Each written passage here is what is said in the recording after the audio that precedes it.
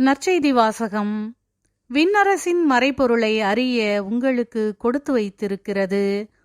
மத்தேயு எழுதிய தூய நற்செய்தியிலிருந்து வாசகம். அதிகாரம் 13, இறைத்திருவசனங்கள் 10 முதல் 17 முடிய. அக்காலத்தில் சீடர்கள் இயேசுவின் அருகே வந்து, ஏன் அவர்களோடு உவமைகள் வாயிலாக பேசுகின்றீர் என்று கேட்டார்கள். அதற்கு இயேசு அவர்களிடம் மறுமொழியாக கூறியது, விண்ணரசின் மறைபொருளை அறிய உங்களுக்கு கொடுத்து வைத்திருக்கிறது. அவர்களுக்கோ கொடுத்து வைக்கவில்லை. உள்ளவருக்கு கொடுக்கப்படும், அவர் நிறைவாக பெறுவார். மாறாக இல்லாதவரிடமிருந்து உள்ளதும் எடுக்கப்படும். அவர்கள் கண்டும் காண்பதில்லை, கேட்டும் கேட்பதில்லை, புரிந்து கொள்வதும் இல்லை. இதனால்தான் நான் அவர்களோடு உவமைகள் வாயிலாக பேசுகிறேன்.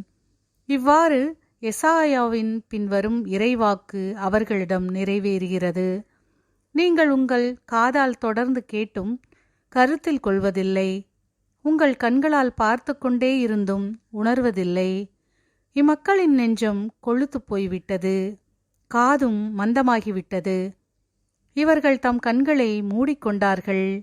எனவே கண்ணால் காணாமலும், காதால் கேளாமலும், உள்ளத்தால் உணராமலும், மனம் மாறாமலும் இருக்கின்றார்கள். நானும் அவர்களை குணமாக்காமல் இருக்கிறேன். உங்கள் கண்களோ பேறு பெற்றவை, ஏனெனில் அவை காண்கின்றன. உங்கள் காதுகளும் பேறு பெற்றவை, ஏனெனில் அவை கேட்கின்றன. நான் உறுதியாக உங்களுக்கு சொல்கிறேன், பல இறைவாக்கினர்களும் நேர்மையாளர்களும் நீங்கள் காண்பவற்றை காண ஆவல் கொண்டிருந்தார்கள். ஆனால் அவர்கள் காணவில்லை. நீங்கள் கேட்பவற்றை கேட்க விரும்பினார்கள், ஆனால் அவர்கள் கேட்கவில்லை.